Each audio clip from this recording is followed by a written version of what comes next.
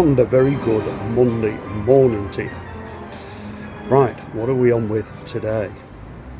Well, I'm going to be doing a little bit of work on stone. Do you want to see it? As you've probably noticed with it, I've cut away the paint and taken a little bit of stone off with the old rake and chisel. I'm now going to use this, the old 5-inch diamond cut disc, and I'm going to take a fair old amount off this stone now with that, and slowly but surely get it all lovely and flat and smooth again, going through the process, as I'm sure you've all seen in my videos in the past, of getting it like a new piece. Right, let's get it done. So the first job, as always, is get the old PPE on, dust mask, high quality, and goggles, because this stone dust can be quite lethal if it gets into your lungs. It's full of silica.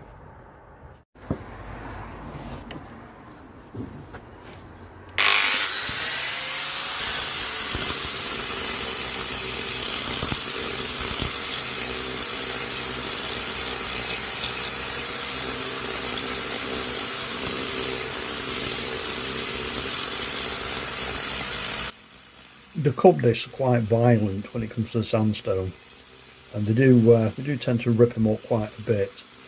But bear in mind, once it's had this over it, we will be going over it again with I'll start with a 60 grit flapper disc, then reduce it down to a 40 grit, and then finish off with a 40 grit sanding disc.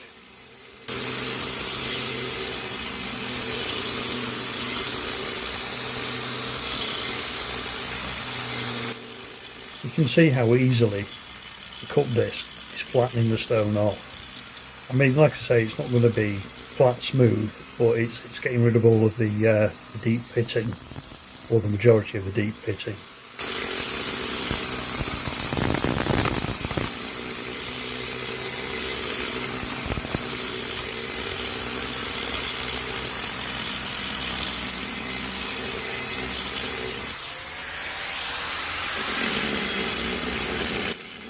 Now when you're doing this, you need to keep the cup disc as flat as you can to the stone. You don't want to be sort of tipping it side to side or anything like that.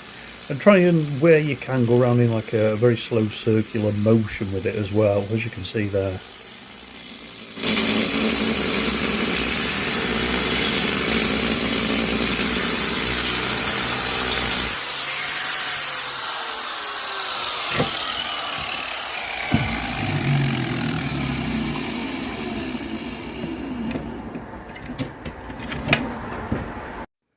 I'm just using the level as a straight edge to see if we're managing to get the dip out there, which we were doing.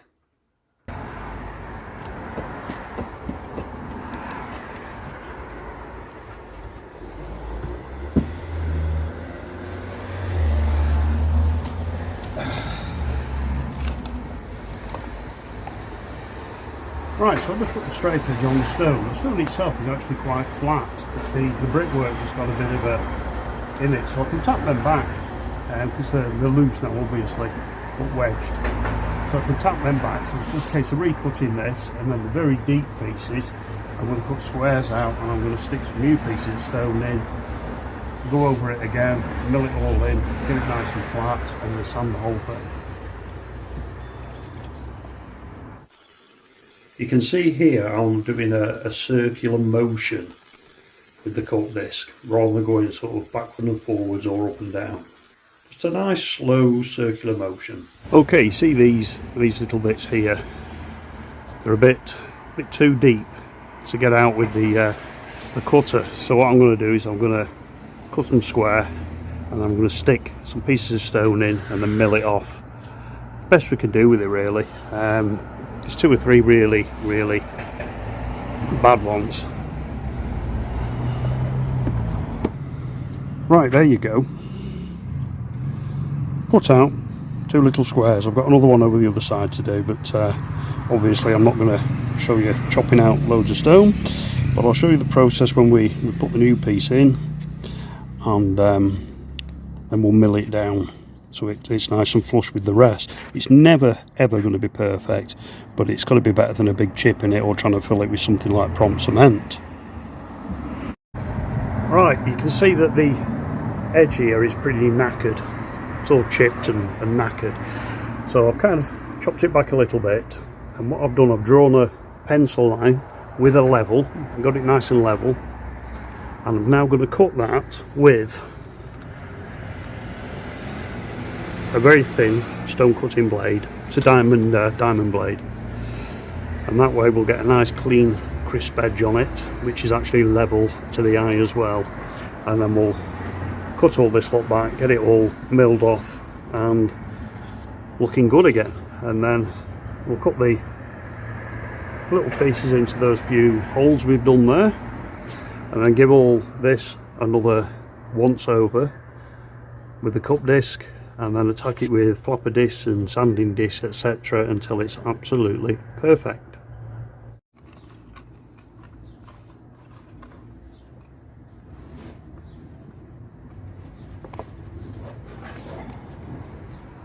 Now I know I've taken the guard off the machine there. I wouldn't recommend anybody doing that. You know, there's always a good chance you're going to slip with it and do yourself some serious damage. You know, I've got many years of using these tools, so you know, I'm used to doing that. The reason I do it is because I can get the blade in view a lot easier, so I can see that I am actually cutting straight to the pencil line. When it's got the guard on, it's very difficult to do that.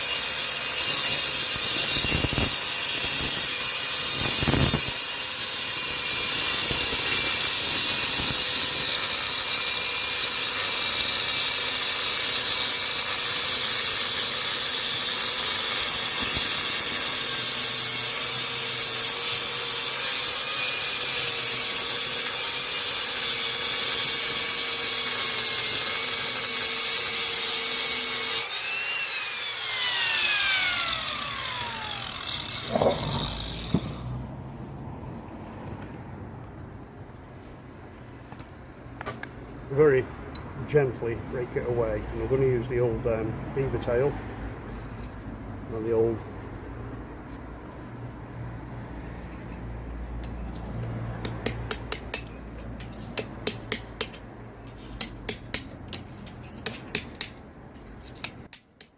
you can see how easily that breaks away now, and it's leaving that lovely clean edge. Better doing it this way than trying to cut it straight with the chisel. A lot more work involved doing that. You can see there an oak wedge that I've put in between the brickwork and the stone. That's doing two things. One, it's holding that stone tight, and number two, it's helping to support the brickwork above.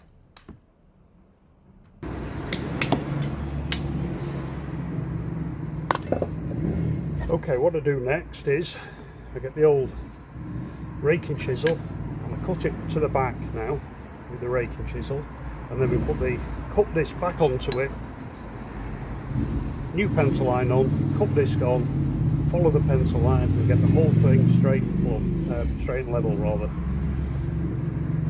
It's a very slow, laborious process. So what I'll do now is I'll cut you off for a minute. I'll get all this lot cut back, so it's going to take me about 20 minutes, 30 minutes to do it. And once it's cut back, I'll show you the end result and the next process. Right, so we made a bit of progress. I've cut some pieces of stone for the bits I've cut out and stuck them in with some epoxy. Didn't show you that, a bit boring to be honest. I'll show you the bits of stone now and tell you what I'm going to do next with them. Right, now you see the gaps? That's unavoidable because this stone is very crumbly, so I can't get it to cut easily. It's just crumbling away on me. So what I'm going to do is I'm going to mix some clear epoxy and stone dust together very carefully, joint it onto that, and then I'll go over it again with the cut disc, and then the flapper disc, and then the sanding disc, and so forth. And we'll get them looking somewhat like, it's never going to be 100%, but it's certainly going to be better than trying to fill it with a bit of sand and cement like it was done. Right, there you go. As you can see, they're not invisible. You know, it's a different stone and everything, but like I said, it's better than the repair that somebody had done with the old sand and cement. And of course, it's better for the stone as well. Right, so the next stage is go over it with a flapper disc and try and start smoothing things out. There you go, finished result. That's the best we're going to get, that one. Like I say, it was a bit buggered really. If you look to the left of the lintel, it's a different coloured stone, and that's a much harder sandstone, the sort of stuff you'd normally see on things like doorsteps. So I think when they were choosing the stone for this particular building, they weren't actually right fussy. Well, there you go. Just coming up to the end of the day, and all I've got left to do is to tack that pointing above with a churning brush and put the cherishing sheets on. So, bit of a slow day really, but I've got to say it does look better than it did with that horrible black paint on it. Well, there we have it. That's another piece of stone done.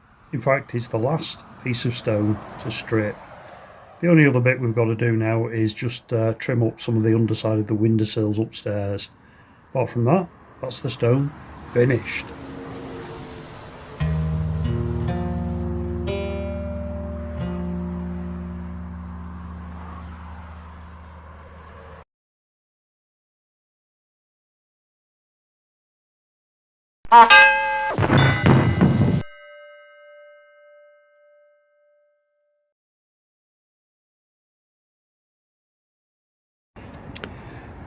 Well, this is so much better, being able to get up the building without struggling and without having to chuck my own scaffolding up. Yeah, good scaffold too. Really well done, this one. No complaints at all. Absolutely perfect. So we'll be cracking on now with this line pointing. And once I've got that done, we've got that to strip. And I'm hoping that it's like this. This I think is a lime wash. And it's going to come off really easily. And that there is the original line pointing. It's never had cement mortar pointing put in it. So fingers crossed that render comes off nice and easy. And we don't find any horrors like that. Right, I'm going to crack on. Right, well, I've temporarily taken the cherishing sheets off all of this this area, which is fine. We haven't got a breeze or anything today. There's no sunlight on it, and I keep wetting it up every now and again. It'll go back on shortly, but it's just so I can access the higher levels that I haven't got finished yesterday. But this lift is just about done now. I've just got that little bit there next to that window to do, and then we're on the next lift. Excellent.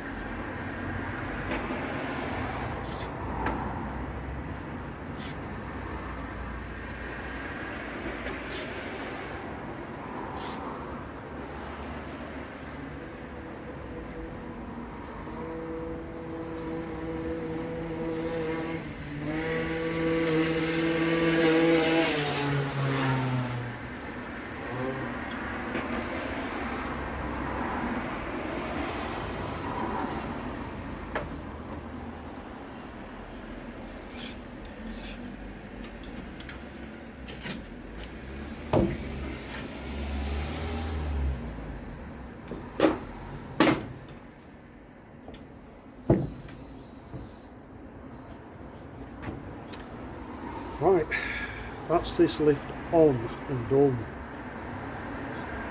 That's good. Right, we're up to the next lift now.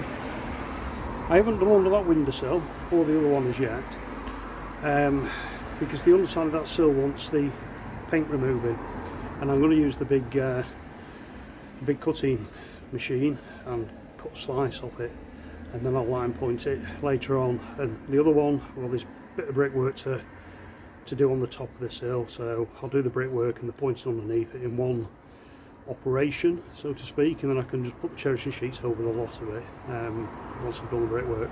Right, upwards and onwards. And there you go. We've gone from the ground to the roof now in that section. Just going to run that bit in, which isn't a lot. It's about 1.5 meters, and we're about 3/4 way completed on the gable, which is good in a day and a half. Not bad. Well, it's not a day and a half, but you know, since the scaffolding went up. Right. Okay, so that's it for this week. Hope you've enjoyed that, and we shall see you next week for more messing about with this old building. Predominantly line pointing next week, but don't forget, give us a thumbs up if you've enjoyed it, and even if you've not enjoyed it, give us a thumbs up. And if you're not subscribed yet, please feel free to subscribe to the channel. Lots coming up, including lime plastering, stonework, etc. Right, we'll see you all next week.